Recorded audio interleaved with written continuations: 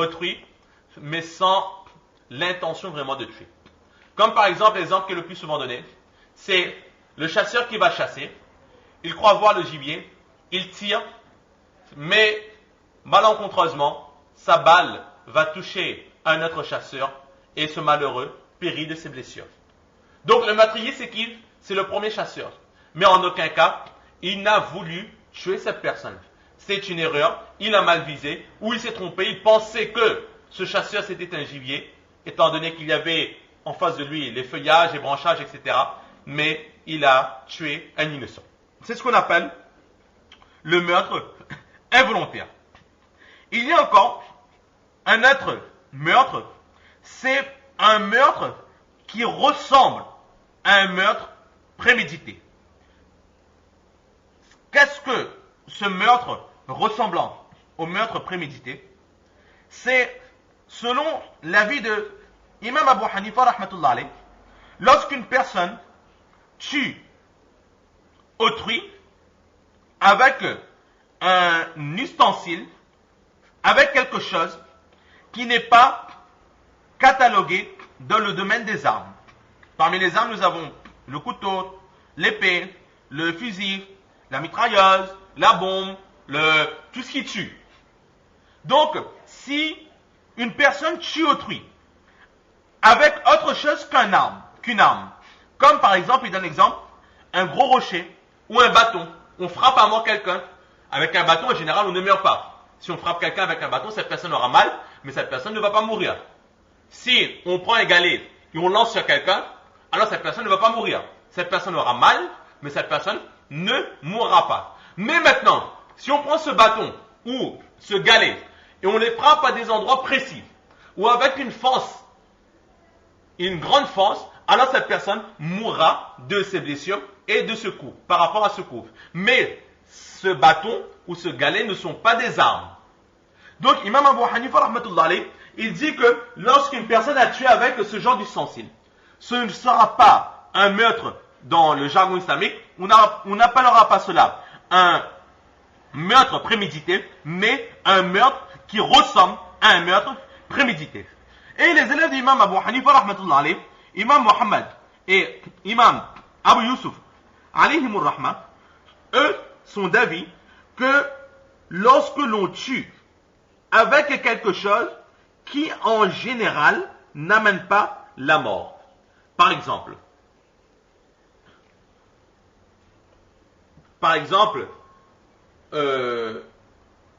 une personne qui frappe une autre personne avec une ceinture. Avec la ceinture, en général, la personne ne meurt pas. On va frapper 100 coups, 200 coups, la personne aura très mal, mais cette personne ne va pas mourir. Mais admettons qu'une personne frappe avec la ceinture, mais sans le faire exprès, la boucle de la ceinture avec la force va blesser cette personne et cette personne mourra de ses blessures. Alors, à ce moment, les sahibin, les élèves de l'imam Abu Hanifa rahmatullah alayh, ils considèrent ce meurtre comme un meurtre ressemblant à un meurtre prémédité. Mais ce ne sera pas un meurtre prémédité, car en général, avec une ceinture, on ne meurt pas. Et par rapport à la définition, l'exemple du galet ou l'exemple du bâton que nous avons donné, ils disent que cela se produit très souvent, qu'une personne prend quelque chose de lourd pour tuer autrui.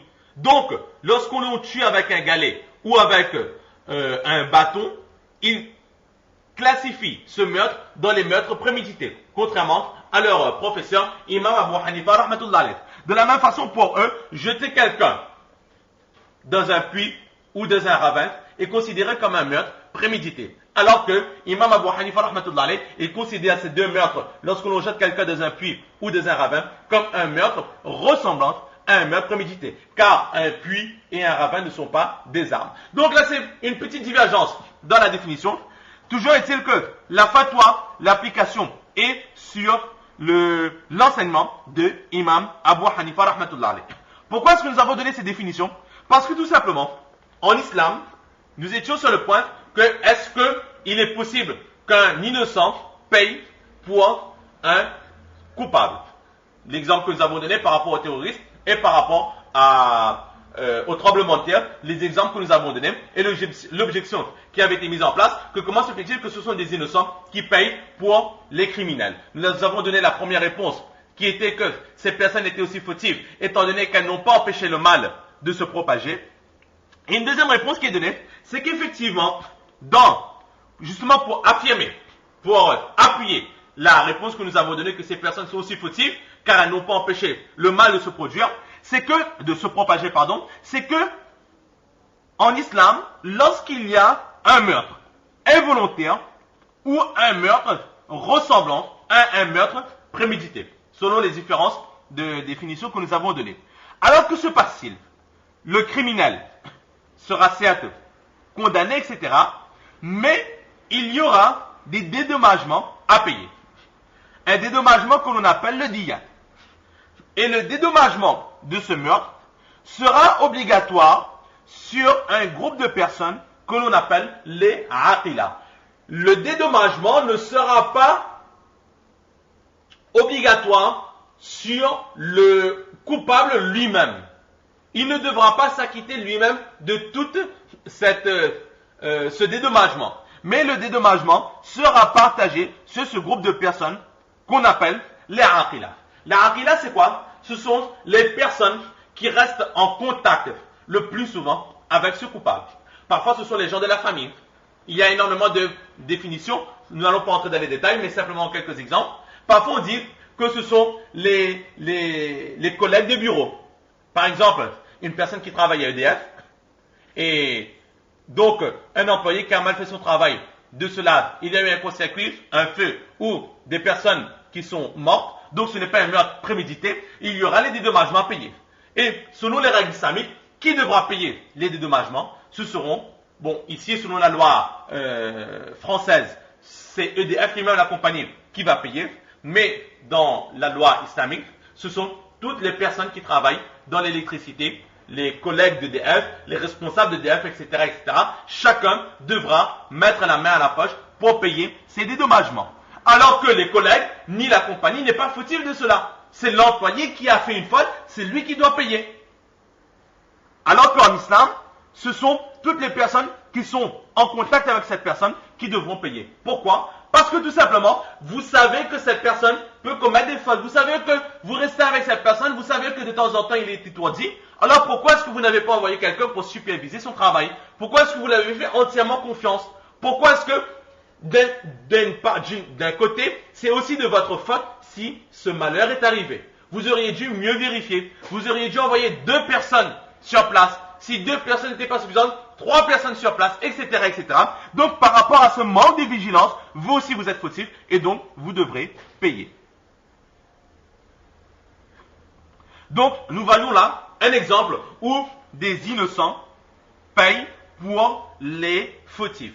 Toujours est-il que dans cet exemple du tremblement de terre que nous avons donné, certes, les personnes innocentes, en guillemets, qui n'ont pas fait ce péché, nous avons donné cette réponse que ces personnes ont payé parce qu'elles n'ont pas empêché ce mal de se propager. C'est une explication que nous donnons ici. Mais il faut savoir que ces personnes innocentes, qui ne sont pas pécheurs, qui ne sont pas fautifs, et qui ont péri dans ce tremblement de terre, nous aujourd'hui nous les plaignons.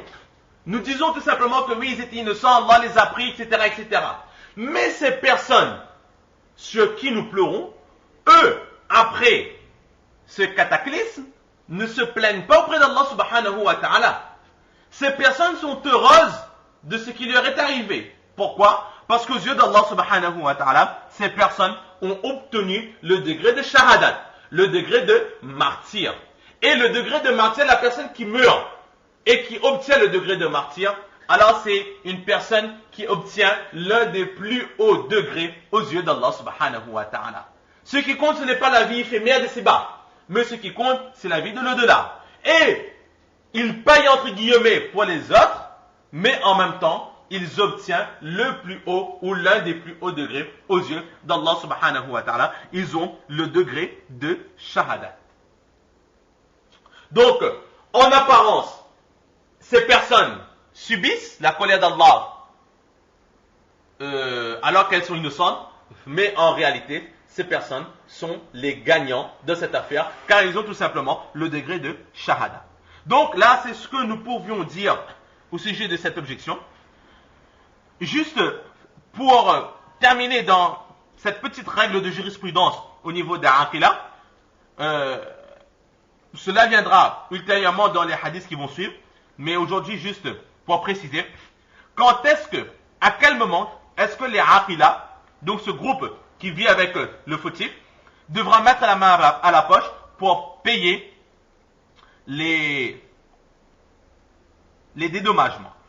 Alors, il y a ce que nous avons dit, c'est lorsqu'il y a un meurtre involontaire ou un meurtre ressemblant à un meurtre volontaire, mais aussi pour que les Aqila doivent payer, il faut tout d'abord que le criminel, la personne accusée, n'avoue pas sa culpabilité.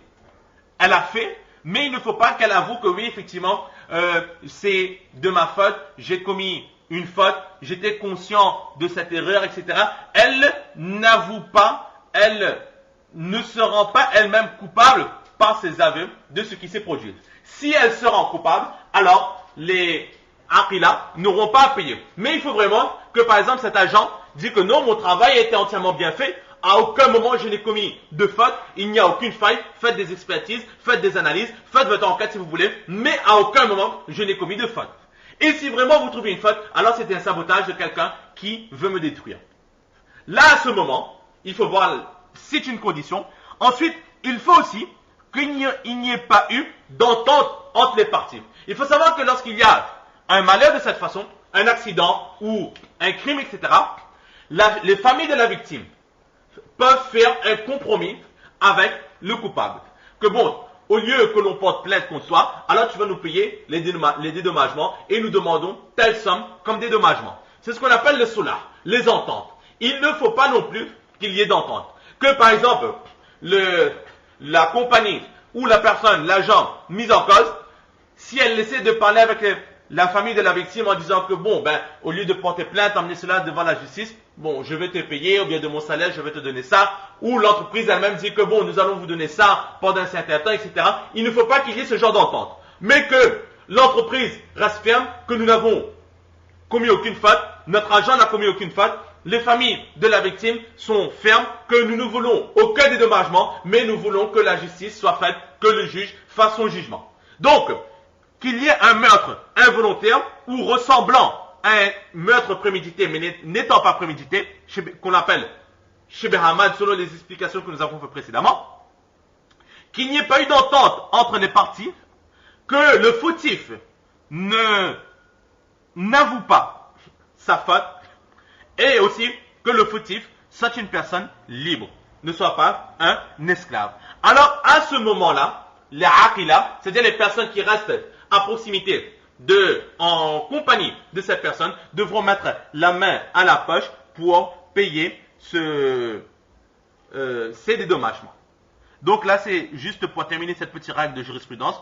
Et donc, nous voyons là que de temps en temps, même dans les règles de jurisprudence, ce qu'on appelle, entre guillemets, innocents, devront ou doivent payer pour les coupables aussi. Mais nous rappelons que dans cet exemple que nous avons donné où le tremblement de terre arrive, qui est de la part d'Allah, les innocents qui n'ont pas commis ces fautes auront le degré de martyr aux yeux d'Allah subhanahu wa ta'ala. وَلَا تَقُولُوا لِمَنْ يُقْتَلُ فِي سَبِيلِ اللَّهِ أَمْوَاتٍ بَلْ أَحْيَاءٌ. Dans le Coran, Allah dit, ne dites pas au sujet des martyrs, ceux qui sont morts dans le chemin d'Allah subhanahu wa ta'ala, qu'ils sont décédés, morts, mais ils restent vivants auprès d'Allah subhanahu wa ta'ala. Donc là est leur degré.